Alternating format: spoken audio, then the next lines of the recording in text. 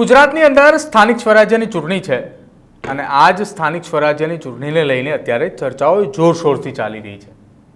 સ્થાનિક સ્વરાજ્યની ચૂંટણીની વચ્ચે ચર્ચાઓ એ ચાલી રહી છે કે ગુજરાતમાં 66 નગરપાલિકા છે, એક મહાનગરપાલિકા છે, આ તમામ જગ્યાઓ ઉપર ચૂંટણી છે, પરંતુ ચર્ચાઓ એ માત્ર 2 થી 3 નગરપાલિકાઓની થઈ રહી છે, જેમાં એક પોરબંદર જિલ્લાની કુતિયાણા અને રાણાવાવ છે, તો બીજી રાજકોટના ગ્રામ્ય વિસ્તારની અંદર આવેલી જેતપુરની।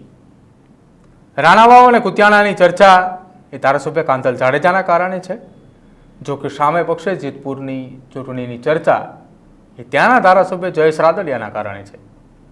પરંતુ આખી આ ચૂંટણીમાં પોરબંદરના કુતિયાણાની નગરપાલિકાની ચર્ચા એ સૌથી પહેલા નંબર ઉપર છે, કેમ કે ત્યાંના ઉમેદવાર સમાજવાદી પાર્ટીમાંથી કાના જાડેજા છે। તો હવે એ પણ ચર્ચા થઈ રહી છે કે કોણ છે આ કાના જાડેજા, કેમ કાના જાડેજા ચૂંટણીમાં ઉતરી રહ્યા છે।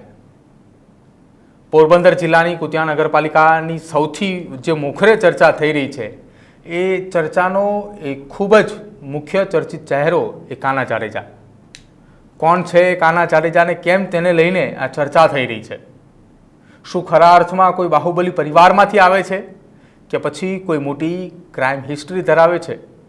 જો કે ગુજરાતમાં આટલી ચર્ચા એ કુતિયાણા નગરપાલિકાને સાથે જ જાડેજા પરિવારની કેમ થઈ રહી છે, તો આખી આ ઘટનાની અંદર જાડેજા પરિવારનો ભૂતકાળ જે છે તે પણ ચર્ચાઈ રહ્યો છે, અને સાથે સાથે જે ઉમેદવાર કાના જાડેજા કે જે મેદાને ઉતર્યા છે તેમના એફિડેવિટને લઈને પણ ચાલી રહી છે। તો આખી આ વાત એ છે કે પોરબંદરની કુતિયાણા અને સાથે જ રાણાવાવની એક વિધાનસભા છે, જેને કુતિયાણા અને રાણાવાવ વિધાનસભામાં ધારાસભ્ય છેલ્લા 3 ટર્મથી એક જ વ્યક્તિ છે, અને રાજકીય નેતાનું શાસન કે જેમાં કોઈ પક્ષ મહત્વ નથી, તેમાં માત્ર તે માણસ જ મહત્વ છે, અને જેનું નામ છે ધારાસભ્ય કાંતલ જાડેજા। કુતિયાણા નગરપાલિકાની ચૂંટણીમાં ભાજપ અને સમાજવાદી પાર્ટીની પેનલ એ સામસામે છે, જો કે કોંગ્રેસે અહીંયા એક પણ ઉમેદવાર મેદાને ઉતાર્યો નથી। સમાજવાદી પાર્ટી તરફથી ધારાસભ્ય કાંતલ જાડેજાના ભાઈ એ કાના જાડેજાએ ઉમેદવારી નોંધાવી છે। જો કે કુતિયાણામાં ચાલતા લોહિયાળ રાજકારણ વચ્ચે શા માટે કાના જાડેજાની ચર્ચા થઈ રહી છે?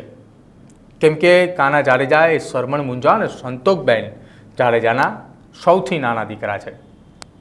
કાના જાડેજા જેના મોટા ભાઈ કાંતલ જાડેજા છે, અને એ જ કાંતલ જાડેજા કે જેણે રાણાવાવ અને કુતિયાણા વિધાનસભાની અંદર પોતાનો દબદબો યથાવત રાખ્યો છે। ત્રીજી ટર્મની ચૂંટણી હતી કે જ્યારે એ ચૂંટણીની અંદર ભાજપ, કોંગ્રેસ અને આમ આદમી પાર્ટી એ સામે હતા, તેમ છતાંય સમાજવાદી પાર્ટીના મેન્ડેટ પરથી ધારાસભ્ય કાંતલ જાડેજા ત્યાંથી જીતીને આવ્યા। 2022માં કુતિયાણામાં તેઓ સતત ત્રીજી ટર્મના ધારાસભ્ય ચૂંટાઈને આવ્યા। જો કે કાંતલ જાડેજાએ જમીન, મકાન, કન્સ્ટ્રક્શન તથા ખેતીના વ્યવસાય સાથે જોડાયેલા છે। સામે પક્ષે કુતિયાણા નગરપાલિકાની ચૂંટણીમાં ઉમેદવારી નોંધાવનાર એ કાના જાડેજા કે જે લગ્ન તેમના ભૂતકાળની જ્યારે વાત કરવામાં આવે તો ઢેલીબેન ઓડેદરાના દિયર પૂજાભાઈ રામાની પુત્રી સાથે થયા હતા। જો કે બંને વચ્ચે મનમેળ ના આવતા છૂટાછેડા પણ થયા હતા, અને એ છૂટાછેડા પારિવારિક સમજોતા દરમિયાન કરવામાં આવ્યા હતા। જો કે હાલમાં તેઓ સમાજવાદી પાર્ટીના ઉમેદવાર કાના જાડેજા એ તેમના પૂર્વ મોટા સાસુ ઢેલીબેન ઓડેદરાની સામે ચૂંટણી જંગમાં છે।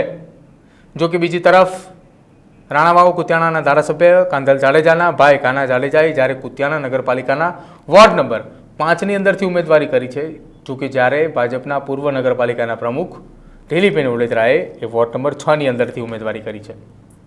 સમાજવાદી પાર્ટીના ઉમેદવાર એ કાંતલ જાડેજાના ભાઈ કાના જાડેજાએ ધોરણ 12 પાસ હોવાનું એફિડેવિટની અંદર ઉમેર્યું છે। જો કે તેમની સામે પોરબંદર નગરસેવક કેશુ ઓડેદરાની હત્યાનો કેસ એ ભારતીય ન્યાય સંહિતાની કલમ અનુસાર 143, 147, 149, 332, 294 ખ, 427 અને 504 હેઠળ ગુનો એ દાખલ થયો હતો, અને પોરબંદરની સેશન કોર્ટમાં કેસ ચાલુ છે। જો કે પોરબંદરના કડિયા પ્લોટ વિસ્તારની અંદર આખી આ ઘટના બની હતી, અને જેનો આરોપ એ લગાવવામાં આવ્યો હતો। જો કે કાના જાડેજાની સામે હવે ભારતીય જનતા પાર્ટીની આખી ચૂંટણીની અંદર પ્રચાર માટે આખી ફોજ છે, જેમાં ત્યાંના સાંસદ છે, ત્યાંના ધારાસભ્યો છે, અને સાથે જ ભાજપના સ્ટાર પ્રચારકો છે, અને પ્રચારમાં લાગી ચૂક્યા છે કે સમાજવાદી પાર્ટીના ઉમેદવારોને હરાવવા માટે। જો કે સામે પક્ષે કાના જાડેજાએ કુતિયાણા નગરપાલિકાની ચૂંટણી જીતવા માટે અને તેને આ ચૂંટણી જીતાડવા માટે ધારાસભ્ય કાંધલ જાડેજા અને તેમની સાથે જ તેમના કાકી હિરલબા જાડેજા મેદાને છે અને બંને મોરચો પણ સંભાળ્યો છે. જો કે અત્યાર સુધીની અંદર ધારાસભ્ય કાંધલ જાડેજાએ માત્ર એક ચૂંટણી લડતા હતા. તેમના પરિવારમાંથી બીજું કોઈ વ્યક્તિ એ ચૂંટણી લડવા નહોતું આવતું.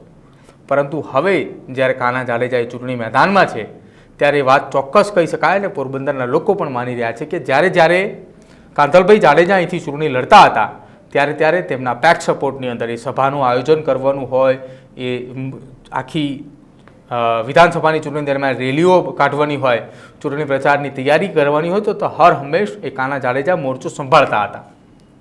જેના કારણે સીધી રીતે તેઓ ક્યારેય ચૂંટણી તો નથી લડ્યા, પરંતુ તેમના મોટાભાઈને ચૂંટણી જીતાડવા માટે તેમણે ઘણી મહેનત કરી છે. અને જ્યારે ખુદ હવે પોતે પ્રચારમાં જાય છે અને એ જીત માટે જંગ પણ લડી રહ્યા છે અને નાના ભાઈને ચૂંટણી જીતાડવા માટે મોટાભાઈ પણ ચૂંટણી મેદાને છે અને જાડેજા પરિવારમાંથી હિરલબા જાડેજા પણ ચૂંટણી જંગની અંદર છે.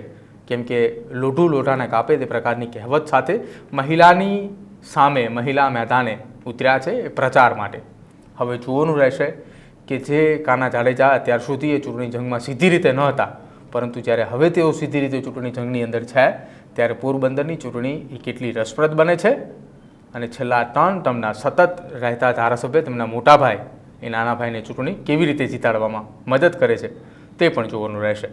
તમારું શું માનવું અમારા અહેવાલને લઈને તે ખાસ અમારા કમેન્ટ સેક્શનની અંદર જણાવજો. જોતા રહેજો ન્યૂઝરૂમ. નમસ્કાર.